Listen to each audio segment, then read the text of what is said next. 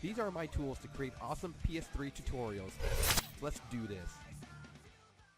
Hey guys, this is Versatile from Project Phoenix Media. In today's video tutorial, I'm going to try my best to do a condensed version of how you can jailbreak your 4.83 OFW Fat or Slim, assuming it's a NOR model, and using the E3 flasher. So, long story short, when Sony released 4.83, it killed the PS3 exploit method, where basically if you're on 4.82 OFW, you can use this web host exploit method and you can jailbreak your PS3, no E3 flasher required, no hardware mods required. It was great. Then 4.83 came along and it broke that. So what happened was I had a friend and he had a fat PS3 and he bought it used and it turned out to be 4.83 OFW, and he asked me for some help of what can I do. I look it up, it's a CECHK01, it's a NOR model, and it turns out I can use my E3 flasher to jailbreak that guy, and that's exactly what I did. So if you're curious on how to use an E3 flasher on a fat PS3 or even a Slim, take a look at the PS3 playlist, and I got an older video showing that process. The process doesn't change. How you use the E3 flasher doesn't change. The only thing that really changes is just making sure you update your tools to the latest version, which we'll get to later in this video tutorial.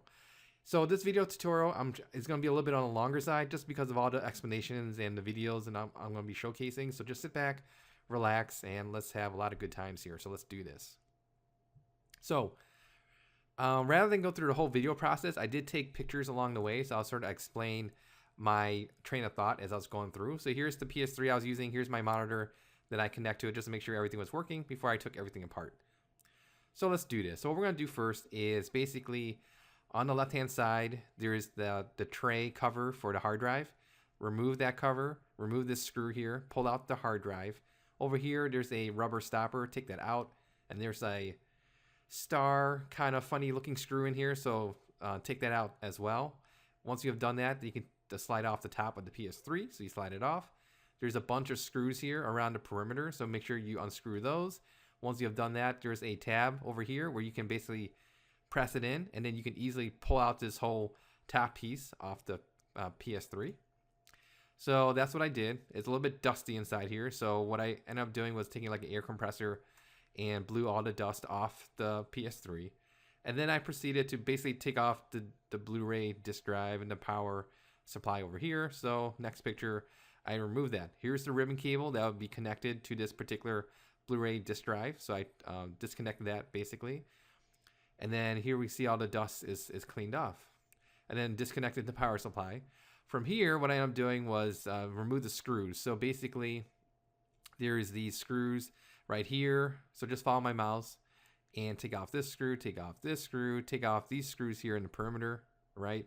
There were some, what do you call it, like a data cable of some sort, like a ribbon cable. So I took that off from here, disconnected all the power leads. So I did that. This whole section of this particular model of the PS3, you can leave it alone. This is like the Bluetooth wireless board, so that can remain there. No need to remove it from the PS3 chassis. And then you also need to remove these 4 screws that hold down the heat sinks for the CPU and GPU. So I did that. So let's go to the next picture, see what I got. So that's where you have the motherboard shield, and that's the proper term. I took that off. This is the back side of the motherboard, so that's what it looks like. Okay, so next picture. So this is what it looks like after I flipped it over. We have some old grease from the factory that's on the CPU and GPU, and then also over here on the fan heat sinks, basically.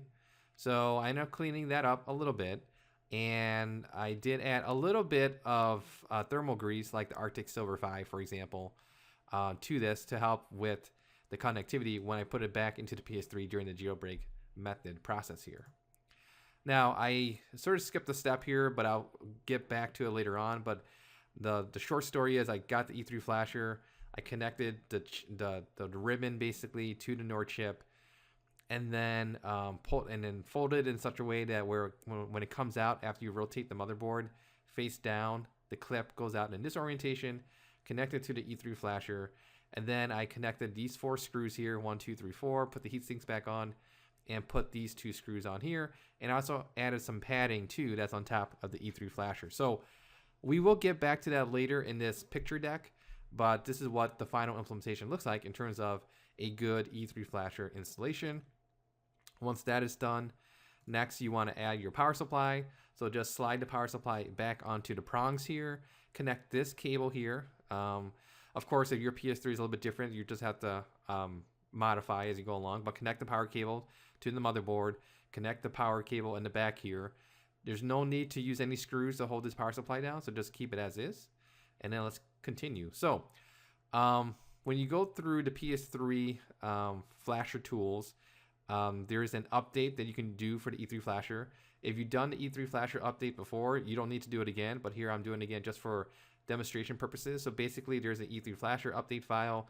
You put it on a micro SD. I'm using a 2 GB micro SD. You put that on there using your computer, for example.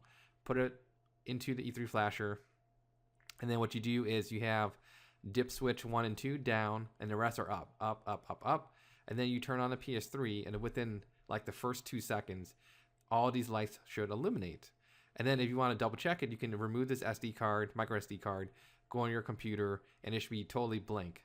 If it is, great. So anyways, you put it back into here, and then next what you want to do is you go flip these last 3 switches down. So basically is 1, 2 down, 3 is up, 4, 5, 6 is down. So this is the backup method. And then what I like to do is I push this button here to reset, and then you press the start button.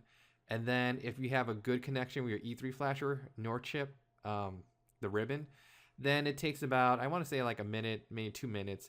And what happens is these lights will light up one by one from left to right until you get all full 8 bars, and then it's going to flicker back and forth, basically. So here I am. This is when it gets to the very end, basically. So this is one example of a successful dump.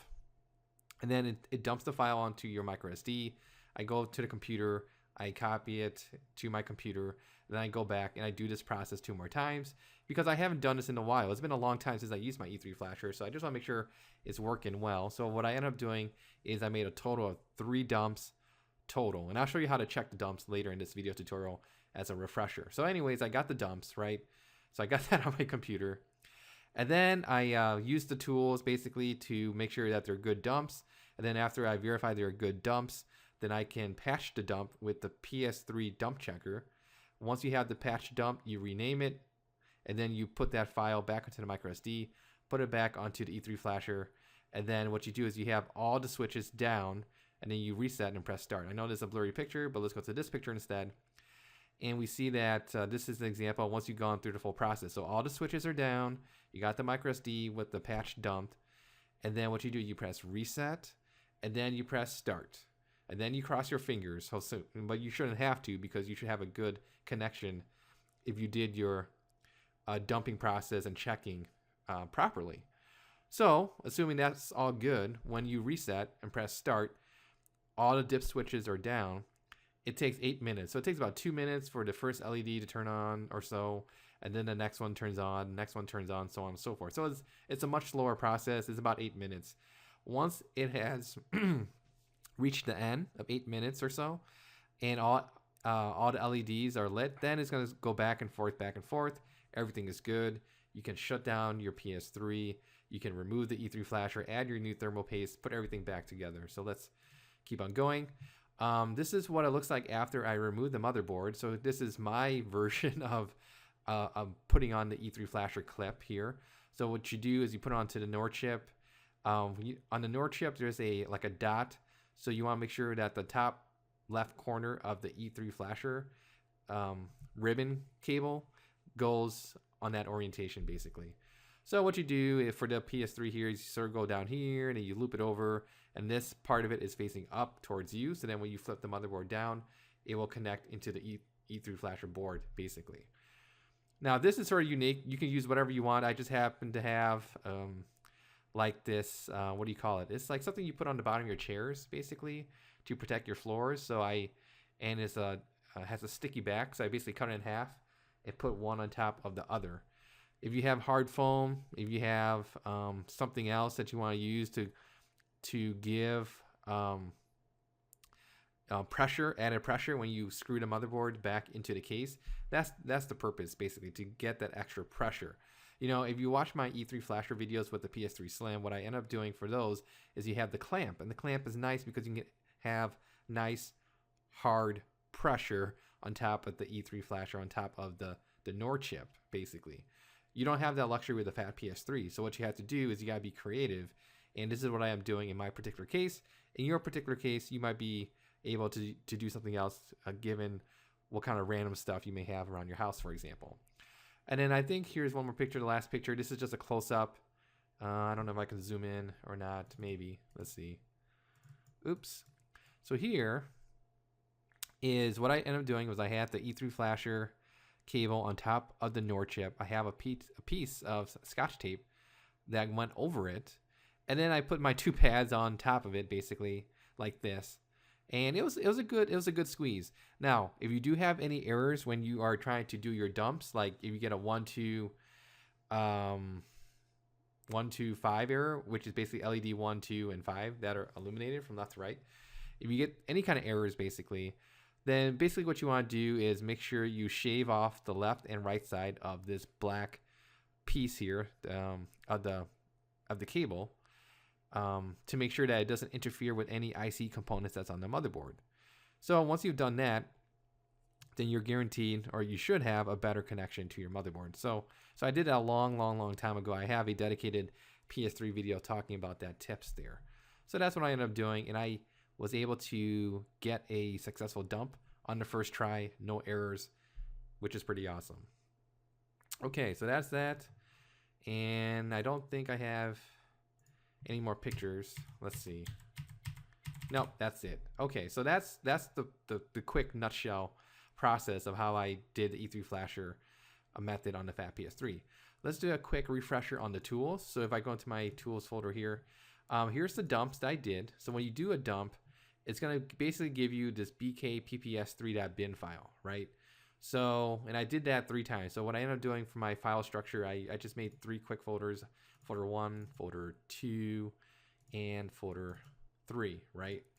And there's some tools you can use. So one tool you can use is called hxden. So let me extract this real quick for guys who are not familiar with the process. So this is a nice program that can be used to compare one file to another. And how I use it is to make sure that when I do the dumps are always identical with each other. So if I go to my dumps here, I'll pick the first one, bkpps3.bin, say open, and go to my second dump here. We see they're equal. Now if I compare it to my third dump, it should be equal. That's great. You want them to be equal because you know that you have a good connection to your motherboard, which means that when you flash over the patch dump, you won't get any issues or brick your PS3 or soft break it. So that's why it's very, very, very, very triple infinity, very important to make sure everything is good to go. Okay, so what we're going to do, another program you can use is called NOR Inspector, and I'm going to extract this here. And it's just another, gut check, double check to make sure that the dump you have is good to use. So let me run the NOR Inspector. I'll put it over here. I'm going to get one of the dumps I have from the, the first dump, drag it over. And it just has some basic information here. What I'm really interested in is go to the status tab, and all this stuff should be okay, which it is. Great. Okay, the real magic now is the PS3 dump checker. So what you want to do is run this program, get the latest version. I'll have a link in the video description where you can get it. So run the program. It might have this disclaimer thing, so just follow it. Do you read these terms and conditions? Yes, I did. Okay, so over here, what you want to do is click on this down arrow, and then it will download the latest. Well, you can do it manually. Download the latest CFG. Download the latest hash list. Okay. Download latest PS3 dump checker. Everything's good. Awesome. And then for the settings over here, I just leave it alone. There's no need to mess around with that. So just leave it alone. And then what you want to do is go back to one of your dumps. Let's go to one of your good dumps here. So this one is the bkpps3.bin. So what I'm going to do now is I'm going to take this file, left click and drag it over. And if everything is good, it's going to be all green basically. It's going to say okay. You say, do you want to patch this image? Say yes. And then it saves a copy of the patch version right here, bkpps3_patch.bin. Over here, we see that it's all green. If you have any reds here, that's a bad sign. You want to reseat your E3 flasher clip, and then make sure you have all green. If you do not have all green, do not continue. Redo the process until you get a good secure connection, and then once you get all green, go ahead and patch it. And then last and not least, what you want to do next is so you have this patch file. You basically rename it like this, bkpps3.bin, and then put that onto your micro SD card, on your laptop computer. Put on the micro SD card, put it back into the E3 flasher, put all the switches down, 1, 2, 3, 4, 5, 6, all down, reset, press start, and then you flash it over. And then once you have flashed it over, everything is good, you can put everything back together. So the next portion of this video tutorial, we're in the home stretch, is I want to show you the process of how to install 4.83 CFW, CEX, and the only version at the time of this video recording is Ferrox. So I'll have a link in the video description where you can get that custom firmware, 4.83 Ferrox. And the idea is when you turn on your PS3, you can immediately install that CFW, and then you'll be good to go. So I'll have some more commentary about that. So with that said, let's jump straight into the next portion of this video tutorial. Let's do this. Okay, so here we are on a PS3, so let's do this. So first thing you want to do, of course, is get the PS3 update file, rename it properly, put it on a USB thumb drive. Here we see my system is currently 4.83. So on a USB thumb drive is PS3, and the subfolder is update, and then the next after that, the file name is called ps3updat.pup. If you're familiar with installing CFW in the past, this should be right up your alley. So basically, we're going to go ahead, install the CFW Ferrox straight up CEX version, and you just follow the wizard. And if you have any questions about that installation process, you can definitely watch any of my other older PS3 CFW video tutorials, and that'll go at a much slower pace. But this is just a crash course / refresher.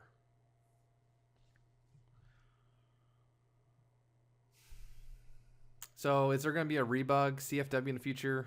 Nobody really knows. We don't even know if there's ever going to be a DEX version as well. So all we got is the CEX at the moment. And I think what I'll do in the future video tutorial is I'll show you how to downgrade 4.83 CEX Ferrox to a Rebug DEX. That's a more intricate tutorial, so we'll just save that for another time. I personally have done it. It works. So if anyone that's curious about that, let me know in the comments, and I'll put that higher on my to-do list. Okay, so we're just gonna continue with this process here. You don't have to press the PS button. You can actually just let it do its thing.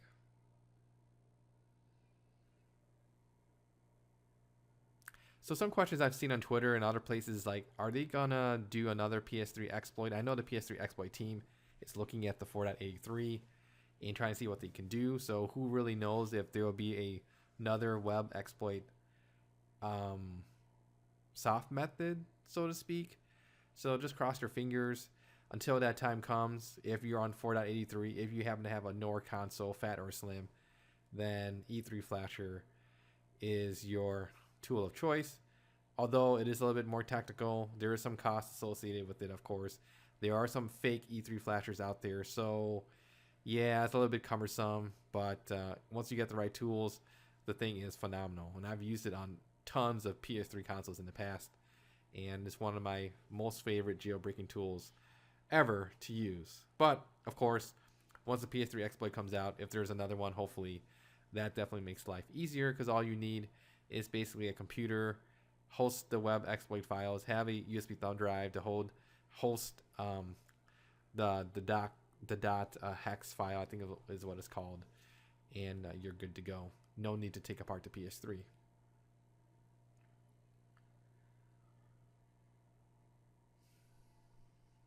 And then for guys who are like models 3000 and higher or super slims, you're gonna have to wait for some new Han method in the future. Idea where that stands, because I don't even have one of those consoles.